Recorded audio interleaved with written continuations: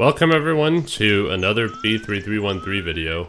Now, in this video, I am going to be showing you how to get to certain positive aura areas. That's what the areas today are about. So, what do I mean by positive aura? I basically just mean areas that have sort of emit this positive feeling out of them. Now, not all of the areas that I'm going to show are positive aura, and the reason why is because I want some kind of excuse to showcase some other areas.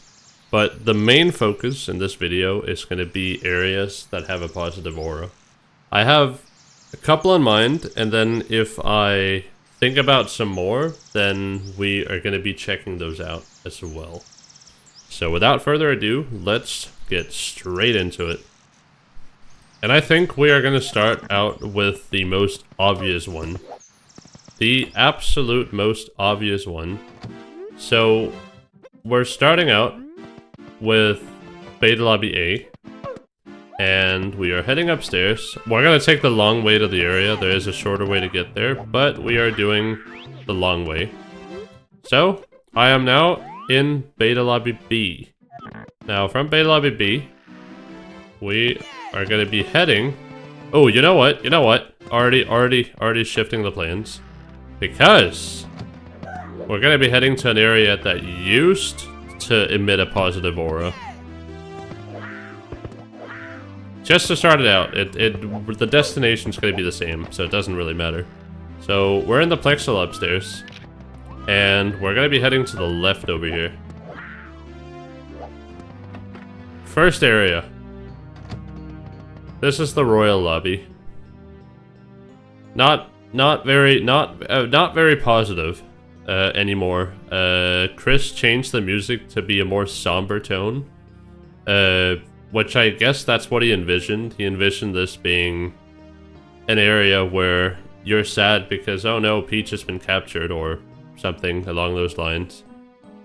But it used to be much more positive. I just wanted to mention that.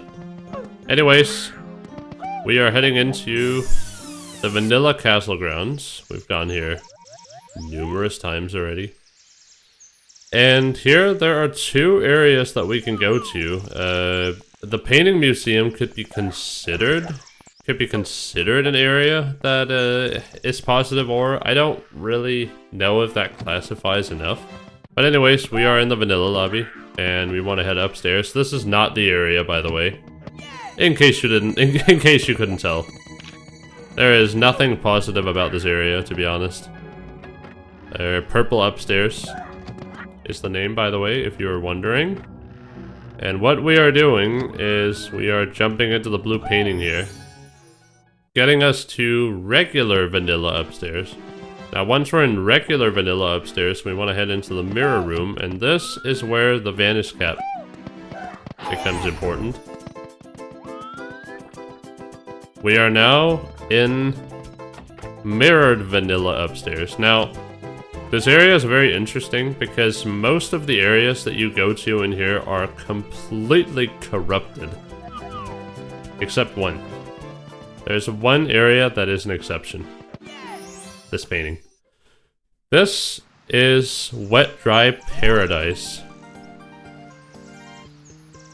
Why did it look like that Goomba's eyes were twitching? They are twitching. What? What is going on with your eyes? Oh. And you will notice that all the NPCs here are really friendly. So you have hi there, that's pretty much what all of them say. So this is the opposite of Wet Dry World, essentially. This is a paradise, a utopian version of Wet Dry World, which emits a very positive aura. It's very positive, nice and cozy and peaceful, with rings up in the air and floating island. Grass, flowers, little pond on the side. Generally, the area looks nice, and it does emit a positive aura, in my opinion. So that is the first area. It does have a hidden secret, though, that is not very positive, but that is besides the point. The next area that we are heading to is actually a set of areas, so it's not just one area, we're heading to a set of areas. So, we are starting out by heading downstairs. I just had to think for a moment. But we are going back to the vanilla lobby again to get to this area. A lot of the positive aura areas can be essentially found through the vanilla lobby. And what we want to do here is we want to go through the door here and go past the first trapdoor into the second one. This is breaking the barrier, or BTB for short. The breaking the barrier lobby. Now, if we head upstairs, we will go to the first area of these sets of areas that I am referring to. This is Internal Garden. It's quite peaceful. It has some nice and peaceful music, and I think generally it's a pretty positive area. Sounds pretty cozy when you're walking around here. The only exception is when you put the personalization values up a bit, like I have, because I have 3 red stars. There are these red Bob-ombs around that will try to blow you up, but other than that, it's not really too bad. You have a secret painting that lets you switch to Luigi in a different way. It's one of the only ways to switch to Luigi without being in the courtyard. But anyways, if we head through this door, we could put in one of my favorite areas in this game. Greenhouse Framework, which is another Mario Nova 64 reference. I think I forgot to say that Internal Garden is a Mario Nova 64 reference. Now, the area looks very different from its source, but I will say with the music, which is Let's Go Down the Wine River from Mario RPG, and just the overall aesthetic of the area, means that it emits quite a positive aura. It feels like a nice place to be in without anything that happens, like anything without anything happening to the player. You feel like you're safe here.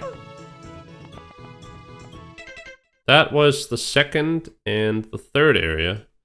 Now, area number 4, and this is where I sort of deviate a little bit from the positive aura. Area number 4, and it's because we're going there anyway, so I'm gonna count the area because, you know, we're going there anyway. Area number 4 is a hub, and one of my favorite hubs, probably my favorite hub in the whole game, which is also found in the Royal Lobby. There are different ways to get there, but this is one way to get there. So if you head upstairs, the plexus upstairs again through Beta Lobby B, you go to the depressed Royal Lobby, and you jump in the pipe over here. You get put in Stellar Tower. I love this area. Now, for the sake of it, we're just gonna wait for the elevator to go up. You can actually wall jump up without the elevator, but it's quite technical and only speedrunners use it. I don't think there's anyone speedrunning the game, but if I was speedrunning the game, which I am planning to do at some point, if I was speedrunning the game, I would be using that as a notable skip to get up to the top. But it is a hub with a bunch of pipes connected by this elevator that goes up and down. And what we are doing is we are heading all the way up to the top, and then we're not heading into the pipe, but we're heading all the way up to the top. And I just wanted to show you how amazing this place looks. Stellar Tower is an original creation, but it obviously takes a lot of inspiration from Waste of Blood with the Lunar Tower. As far as my knowledge goes anyways. I'm not entirely sure. If anybody knows what the actual origin of this area is, I would love to know. I would love for you to educate me. I love it when people educate me in the comments. Because I know more than the average who plays this game. I can say that for sure. But I don't know everything. Now, the area that we're going to with a positive aura is found all the way at the bottom of Stellar Tower. Excuse me. And it is this level.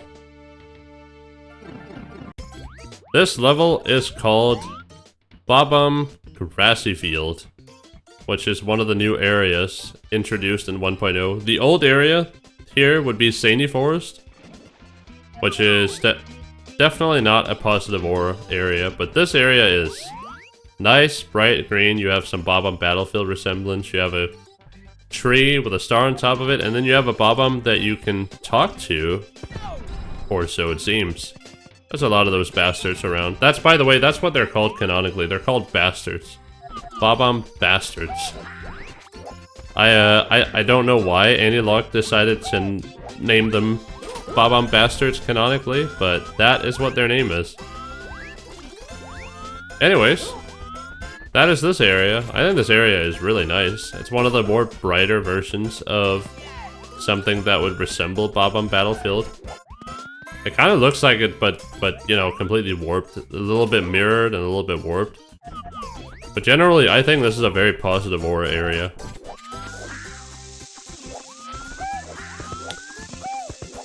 So that is that area.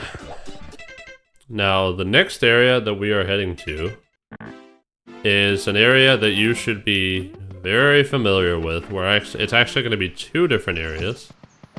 Not just one, we're doing two different areas. Oh, while I'm going over there, in terms of my controller, the reason why it spazzes out sometimes is because it uses a Hall effect analog stick. And it can mess up the stick sometimes. It's actually messing it up right now, which means I need to do some internal cleaning. Anyways, Toad's Lobby. Toad's Lobby, which has a very positive and upbeat rendition of the Castle Lobby theme. But that is not our end goal. Our end goal is actually through the pipe here. You've seen this area before. The Solar Tower. And you know what? We're gonna do one more area after that, because speaking of areas, yeah, we're gonna do another area. But we have this nice area, sunny, very hopeful, and Waste of Blood reference, by the way, but I think you already know that by now. Now, if we go into this door, we get put into another positive aura area. This is the strawberry upstairs, or pink upstairs. I think originally it was called the strawberry upstairs, but then it was changed to pink upstairs for simplicity. I think the term strawberry upstairs comes in the walls, and pink upstairs comes in terms of the tiles and some of the other walls. Generally pink and strawberry colored. But it is an area that someone, again, educated me on this area and told me that there were going to be paintings here and levels here. It's a shame that there isn't, because this is a really cool lobby that I would definitely visit a lot more had there been levels in it. But that's another area. Now, the last area that I'm going to be showing off, this video is not going to be as long as the other ones, because there aren't that many positive aura areas in this game, but there are some. But we want to go back down to the plexus lobby again. For this one, my controller is acting up, unfortunately, which is really annoying. That is the problem with anti-dead zone controllers. It is that they have this tendency of acting up. Anyways, you come out of this door. Now, the door straight ahead leads to the castle garden, so you want to head to that door that is just to the left. Right over here.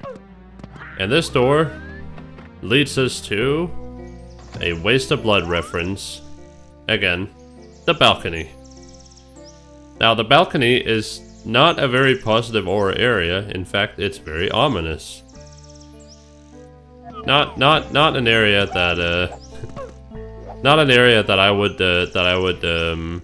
connotate positivity with, or positivity with.